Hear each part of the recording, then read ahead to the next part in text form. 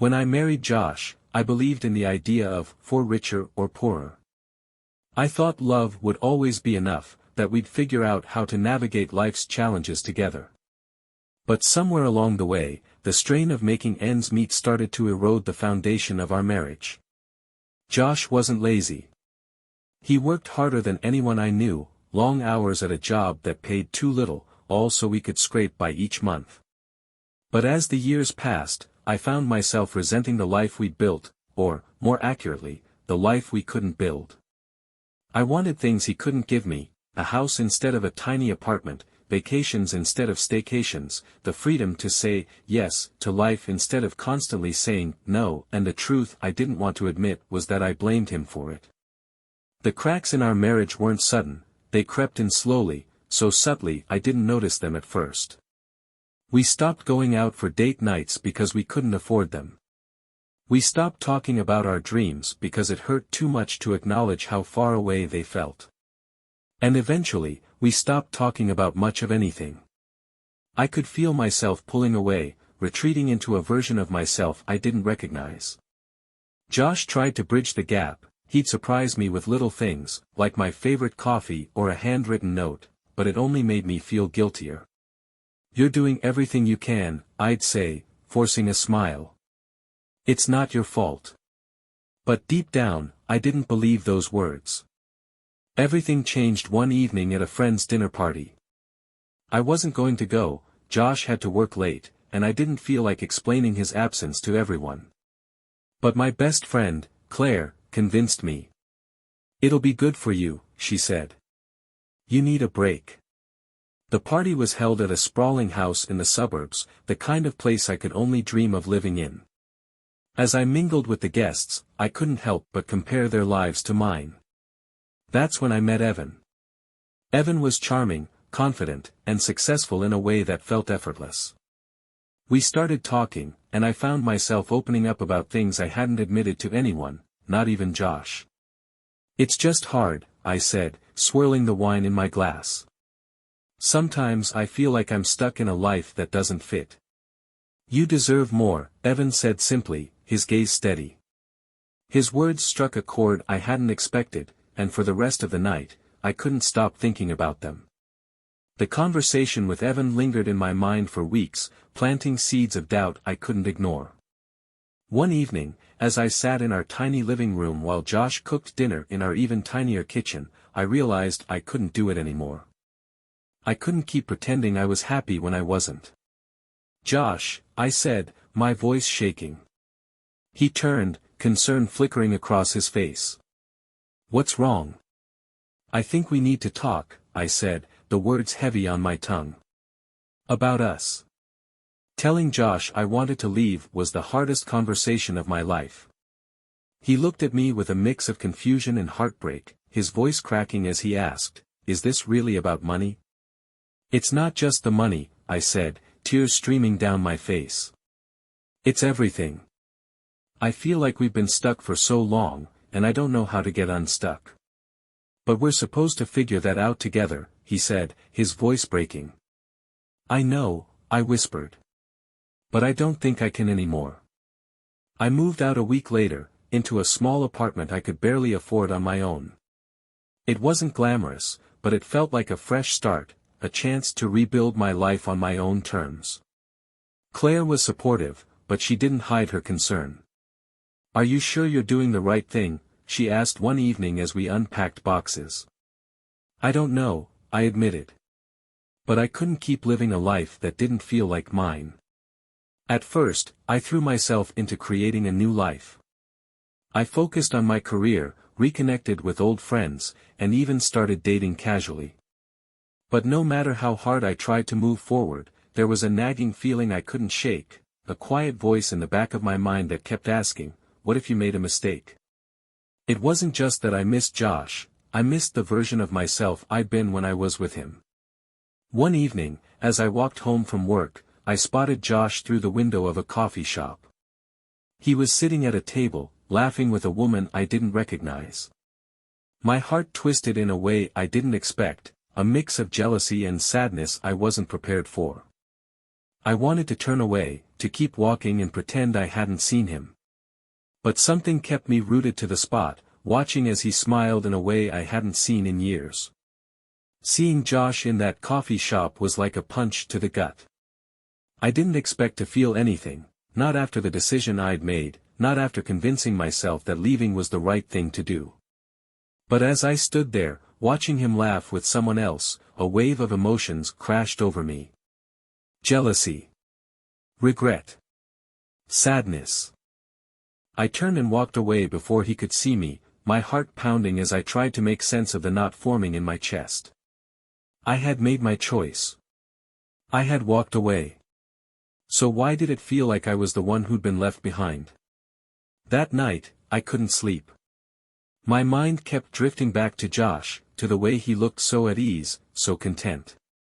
When we were together, he'd always carried the weight of the world on his shoulders, constantly worried about how he could provide for us, about whether he was enough.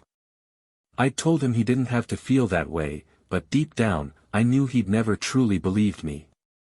And now, seeing him like that, it hit me, maybe he'd found a version of himself that I hadn't been able to bring out.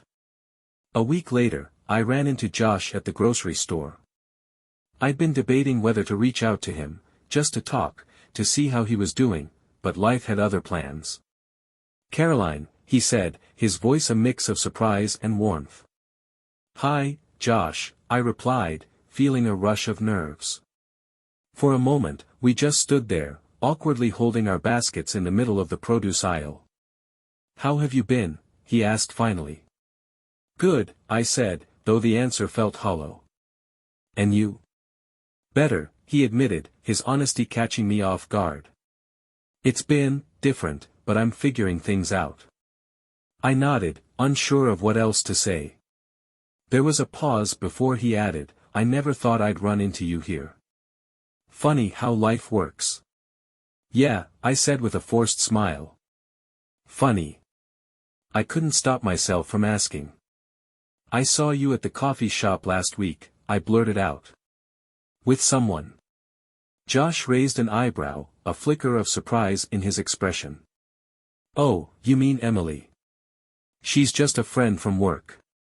His words brought a strange mix of relief and disappointment. "You looked happy," I said, my voice quieter. He hesitated before replying. "I am, in a way. But it's been complicated." After our conversation, I found myself thinking about Josh more and more. It wasn't just the memories of our life together, it was the realization that I might have underestimated what we had.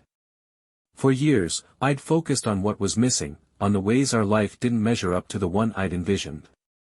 But now, standing on the outside looking in, I started to see the things I'd taken for granted, his kindness, his steady presence, the way he always tried to make me smile even when he was struggling.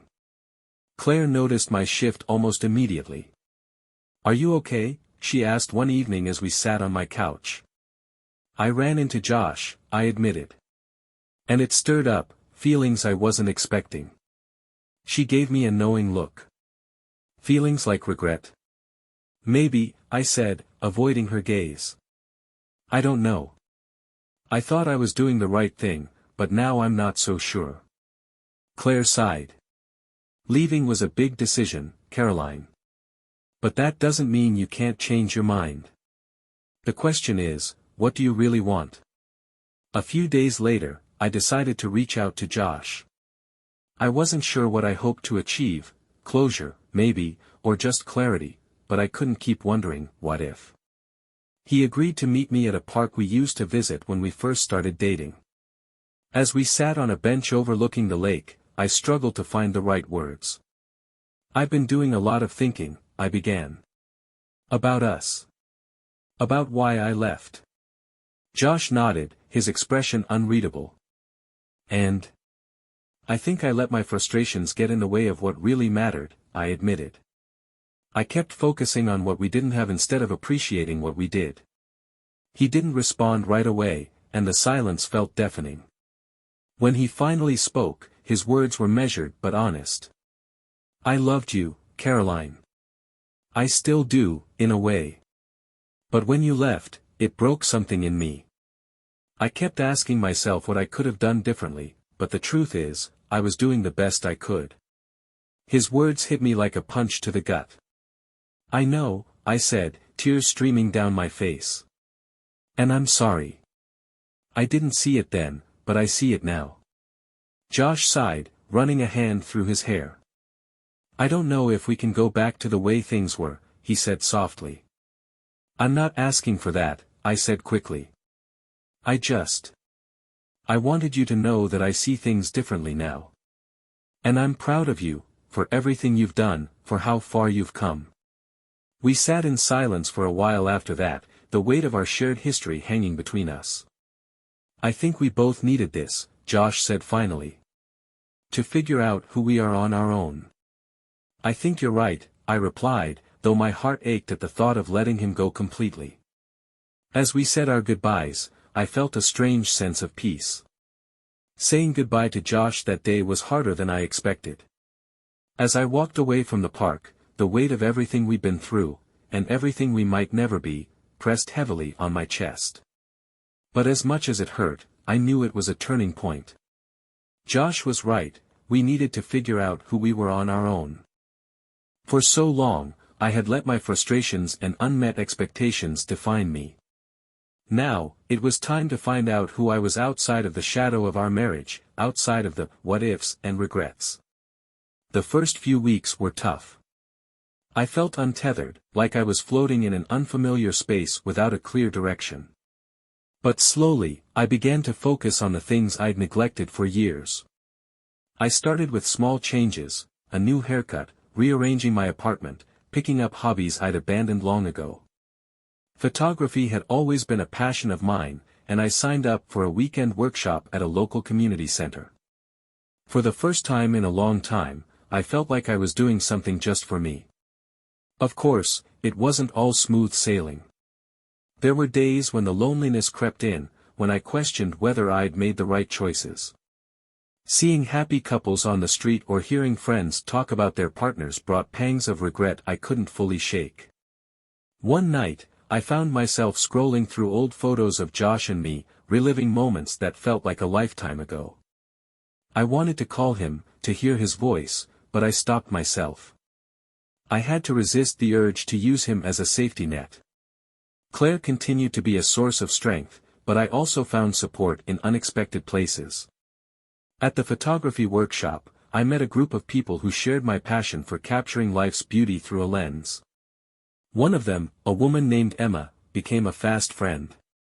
She was a single mom with a sharp wit and a knack for turning ordinary moments into extraordinary photos. Life's messy, she said one day as we walked through the city, cameras in hand. But sometimes the mess is where you find the magic. Her words stuck with me, reminding me to embrace the imperfections in my journey. Another surprising source of comfort came from reconnecting with my parents. They had always been supportive of my marriage to Josh, but they never hesitated to voice their concerns about how much pressure I put on myself, and on him. During a visit to their home, my mom said something that stopped me in my tracks. "You've always been so focused on what you thought life should look like," she said gently. "But sometimes, the best things come from letting go of the picture you had in your head." It wasn't easy to hear, but it was the truth I needed. As much as I tried to focus on myself, Josh was never far from my thoughts. We didn't speak often, but when we did, our conversations were warm and honest, free from the tension that had once defined our relationship. One day, I stumbled upon a post on social media. Josh had been promoted at work. The photo showed him standing with his team, smiling proudly. My heart swelled with a mix of pride and longing. He was thriving, and as much as I missed him, I couldn't help but feel happy for him. One evening, as I edited photos from a recent shoot, I realized something profound. For the first time in years, I felt at peace with myself. I wasn't defined by my relationship with Josh, or by my decision to leave. I was rediscovering who I was, my passions, my strengths, my dreams, and it felt liberating. That night, I wrote in my journal, "I'm learning to love myself again."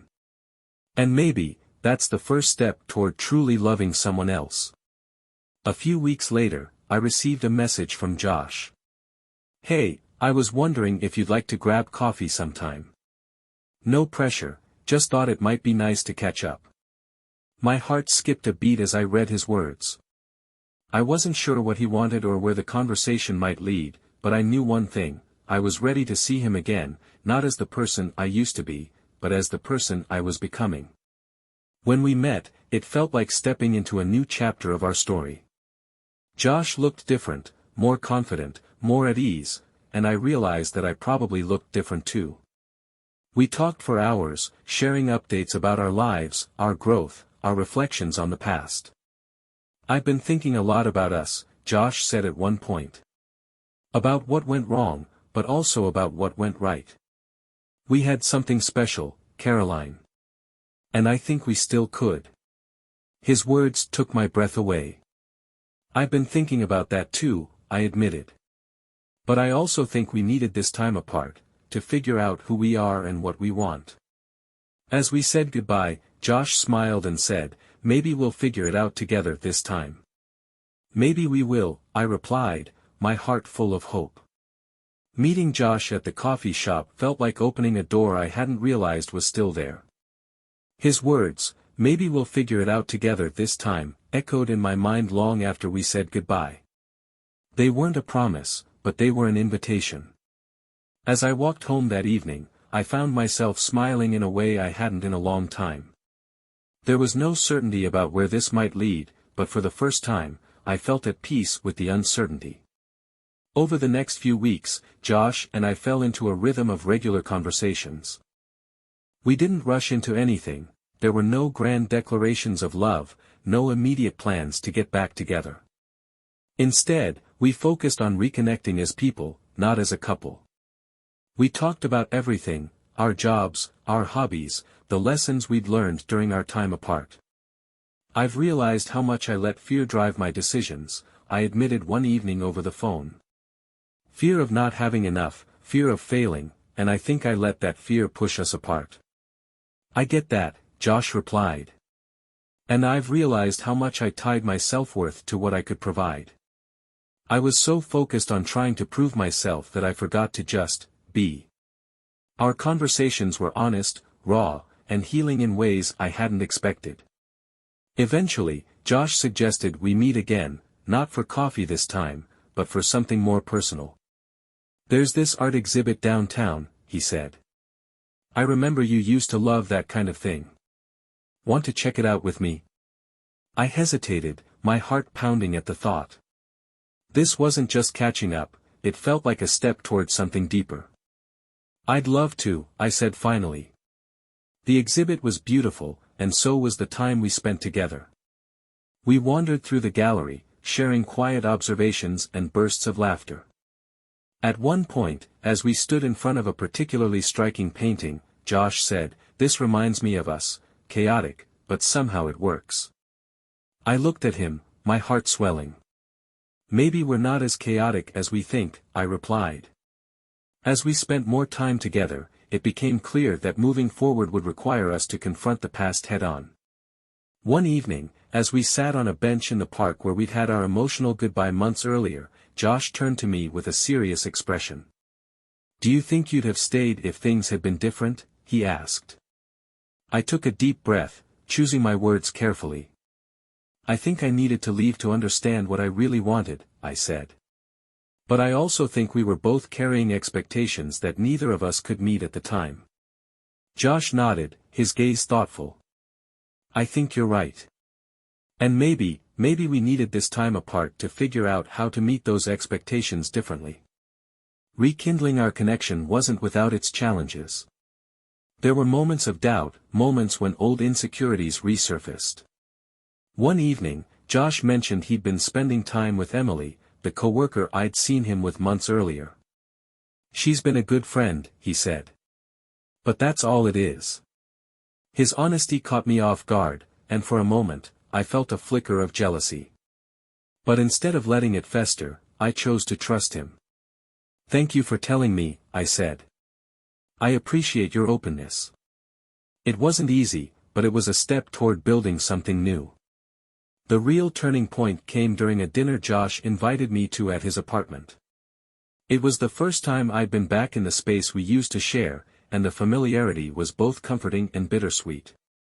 As we sat across from each other at the small dining table, Josh reached for my hand.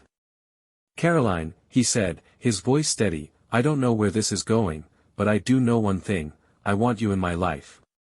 Whether that's as a friend, a partner, or something else, I don't want to lose this." Tears filled my eyes as I squeezed his hand. "I don't want to lose this either," I said. From that night on, Josh and I began to explore what a new relationship could look like. It wasn't about picking up where we left off, it was about creating something entirely new, built on the lessons we'd learned and the growth we'd experienced. We took things slow, prioritizing open communication and mutual respect. We leaned on the foundation of trust we were rebuilding, finding joy in the small moments we shared. Introducing Josh back into my life wasn't just about us, it was about the people who cared about us too. When I told Claire about our renewed connection, she gave me a knowing smile. "I always had a feeling you two weren't finished," she said. "But I'm glad you're doing it differently this time." Even my parents, who had been skeptical of my decision to leave, were supportive. "What matters is that you're happy," my mom said. "And it sounds like you're finding your way back to that." As Josh and I continued to navigate our new relationship, I felt a sense of hope I hadn't felt in years. We weren't rushing toward the future, but we weren't stuck in the past either. One evening, as we watched the sunset from his balcony, Josh turned to me and said, "I think we're finally figuring out how to be us." I smiled, leaning into him. "I think so too." The months that followed were a mix of familiar comforts and uncharted territory. Josh and I were rediscovering each other in a way that felt both nostalgic and entirely new. This wasn't the same relationship we'd had before, this was a second chance, a clean slate. We were more deliberate this time, careful not to fall into the old patterns that had once driven us apart. Every conversation, every shared moment was infused with an awareness of how fragile this new beginning was, and how much we valued it. One of the most meaningful changes was how much more open we were with each other. In the past, I had kept my fears and frustrations bottled up, while Josh had quietly carried the weight of his insecurities. Now, we made a point to talk about everything, even when it was uncomfortable. One evening, as we cooked dinner together, Josh brought up a topic I hadn't expected. "I've been thinking a lot about what you said," he began, stirring the pot of pasta on the stove. "About what?" I asked, chopping vegetables at the counter. "About how you felt like we were stuck," he said. "And I think I felt that way too. I just didn't know how to admit it." His honesty took me by surprise, and I set down the knife, turning to face him. "I think we both got so caught up in trying to hold everything together that we forgot how to actually live," I said. Josh nodded, his gaze steady. "I don't want us to fall into that trap again. I want us to keep growing, no matter what." Of course, it wasn't all smooth sailing. Rebuilding a relationship after a separation came with its own set of challenges. One evening, as Josh and I planned a weekend trip together, he hesitated. "Do you think we're moving too fast?" he asked, his tone cautious. The question caught me off guard, but I appreciated his honesty. "I don't think so," I said carefully. "But if you do, we can slow down. This isn't a race." Josh smiled, his shoulders relaxing. "I just want to make sure we're doing this right," he said. "So do I," I replied, reaching for his hand. As we settled into this new phase of our relationship, Josh and I began creating traditions that were uniquely ours. Every Sunday, we'd have a screen freak day, spending time outdoors or tackling a DIY project together. On Friday nights, we'd try cooking a new recipe, often with hilariously mixed results. One Friday, as we attempted to make homemade sushi, the rolls fell apart spectacularly. "I think we've invented deconstructed sushi," Josh joked, holding up a mangled piece with his chopsticks. I burst out laughing, tears streaming down my face. It's a good thing we don't own a restaurant, I said. One of the most emotional steps in our journey was reintroducing Josh to my nieces and nephews, who had been like surrogate children to us during our marriage. When my sister invited us to a family barbecue, I was nervous. Would the kids remember him? Would they understand why he'd been absent? But when we arrived, my oldest niece ran straight to Josh, throwing her arms around his waist. "Uncle Josh! You're back!" The moment brought tears to my eyes, and I realized how much I had missed seeing Josh in that role. As the anniversary of our first date approached, Josh surprised me with a thoughtful gesture. "I know we're not the same people we were back then," he said, handing me a small, wrapped box. "But I think that's a good thing." Inside the box was a bracelet with a simple engraving, "For the life we're building together." I looked at him, my eyes brimming with tears. "Thank you," I whispered. "For everything." As Josh and I continued to navigate this new chapter, we began talking about the future, not just in terms of our relationship, but our individual goals and dreams. Josh shared his aspirations for advancing in his career, while I talked about expanding my photography business. We encouraged each other, finding joy in supporting each other's growth. One evening, as we sat on the balcony watching the city lights, Josh turned to me and said, "I think we're finally getting it right this time." I smiled, leaning into him. "I think so too. Our journey wasn't perfect, but it was ours. It was a testament to the resilience of love, the power of growth, and the beauty of second chances. As I look back on everything we've been through, I'm filled with gratitude, not just for Josh, but for the lessons we've learned and the life we're building together. This isn't the end of our story. It's just the beginning of something even more beautiful." As the months turned into a year, the life Josh and I were building together began to feel steady. This wasn't the wild, infatuated love we'd shared at the start of our relationship, nor the strained, exhausted version that had ended in separation. This was something else, something grounded, deliberate, and infinitely more precious. One evening, after a long day of work, we sat together on the couch, flipping through a design catalog. "I've been thinking," Josh said, circling a modern kitchen layout with a red pen. "If we keep saving, maybe we could start looking for a house next year. Something with a big backyard, so we can finally host those barbecues you've always wanted." His words made my heart swell. Not because of the house itself, but because of the way he framed it, a shared goal, something we could work toward together. "I'd love that," I said, leaning my head on his shoulder. "Let's do it." As our relationship grew stronger, so did our willingness to share it with the people around us. One weekend, we attended a dinner party hosted by Claire and her husband. It was the first time we'd gone to an event as a couple since getting back together, and I was nervous about how people would react. To my surprise, the evening went smoothly. Our friends were warm and welcoming, and Josh charmed everyone with his easygoing nature and quick wit. As we left the party, Claire pulled me aside. "You two seem so much happier now," she said, her voice full of genuine affection. "We are," I said, smiling. "It's been a journey, but it's worth it." Life, of course, wasn't without its challenges. There were moments when old insecurities resurfaced, or when the pressures of work and life made us irritable and short with each other. One evening, after a particularly stressful day, I snapped at Josh for leaving his shoes in the middle of the hallway. "I'm sorry," I said quickly, realizing my tone had been harsher than I intended. Josh nodded, his expression softening. "It's okay. I know things have been overwhelming lately. Let's talk about what's bothering you." His patience reminded me how far we'd come, that we were no longer reacting to each other out of frustration, but responding with care and understanding. One of the most rewarding parts of our renewed relationship was rediscovering the joy of simply having fun together.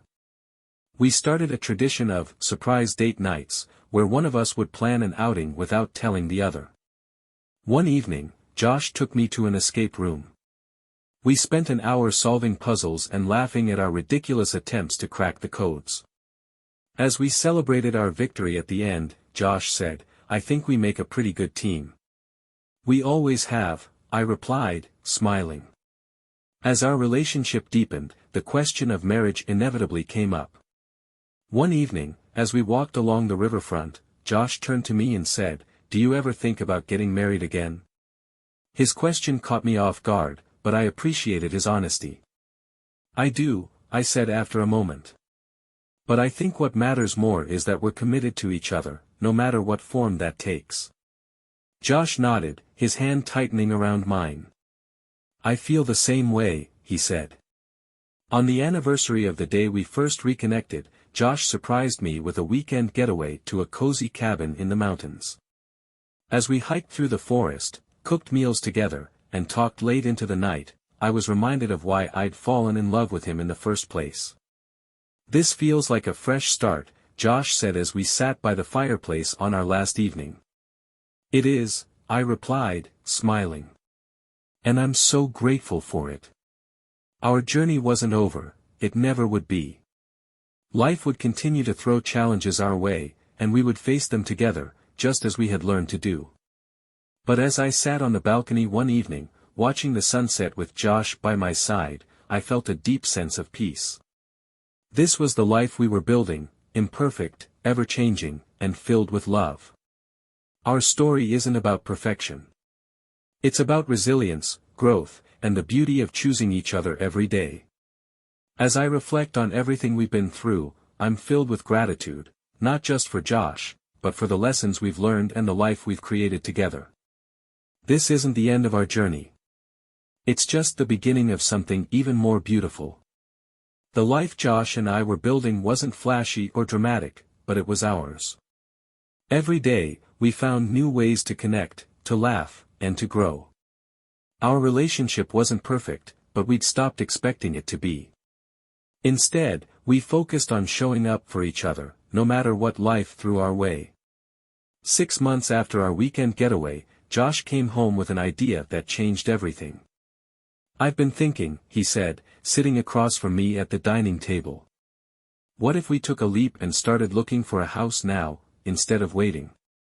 I raised an eyebrow. "Are we ready for that?" "We've been saving," he said. "And I think it's time. I want a place that's ours, a place where we can plant roots." His excitement was contagious, and within a week, we were touring homes together. The process wasn't without its challenges, disagreements about budgets, neighborhoods, and priorities, but in the end, we found a charming little house with a wraparound porch and a big backyard, just like Josh had envisioned. The day we got the keys, we stood in the empty living room, holding hands. "This feels right," I said, my voice full of emotion. "It does," Josh agreed.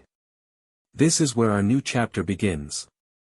Turning the house into a home became a project that brought us even closer together. We spent weekends painting walls, picking out furniture, and arguing, good-naturedly, over decor. One afternoon, as we assembled a bookshelf in the living room, Josh accidentally knocked over a can of paint, splattering it across the floor. "Oh no," he groaned, staring at the mess. I couldn't help but burst out laughing. "I think we just invented abstract art," I said, grabbing a mop. By the end of the day, we were both covered in paint, laughing so hard we could barely breathe. As our relationship deepened, so did our milestones. We hosted our first family barbecue in the backyard, surrounded by friends and loved ones. Claire pulled me aside during the party, smiling knowingly. "You seem happier than I've ever seen you," she said. "I am," I replied, looking over at Josh as he flipped burgers on the grill. "I really, really am." Of course, life wasn't without its challenges. There were moments when work stressed us out, when disagreements flared, and when old insecurities crept back in. One evening, after a particularly tough day, I found myself snapping at Josh over something trivial. "I'm sorry," I said almost immediately, tears welling in my eyes. "I didn't mean to take it out on you." "It's okay," he said gently, pulling me into a hug. "We're allowed to have bad days. What matters is that we face them together." His words reminded me of how far we'd come, how much we'd learned about navigating life's ups and downs as a team. One evening, as we sat on the porch watching the stars, Josh surprised me with a question that took my breath away. "Caroline," he said, his voice steady, "would you marry me again?" Tears filled my eyes as I looked at him, the man who had become my partner in every sense of the word. "Yes," I said without hesitation. 1,000 times, yes. Our second wedding was nothing like the first. It was small, intimate, and filled with the people who had supported us through our journey. We wrote our own vows, speaking from the heart about everything we'd been through and the love that had grown stronger because of it. "I promise to keep choosing you," Josh said, his voice thick with emotion. "Every day, for the rest of our lives." "I promise to keep growing with you," I replied, my tears matching his. "And to cherish the life we've built together." As we embarked on this new chapter, I felt a sense of peace I hadn't known was possible. This wasn't the fairy tale I'd once envisioned, it was better. It was real, messy, and imperfect, but it was ours. As I sit here now, reflecting on our journey, I'm overwhelmed with gratitude. Not just for Josh, but for the lessons we've learned, the challenges we've overcome, and the love that has carried us through. Our story isn't about finding perfection, it's about finding each other, again and again, no matter what. And for that, I will always be thankful.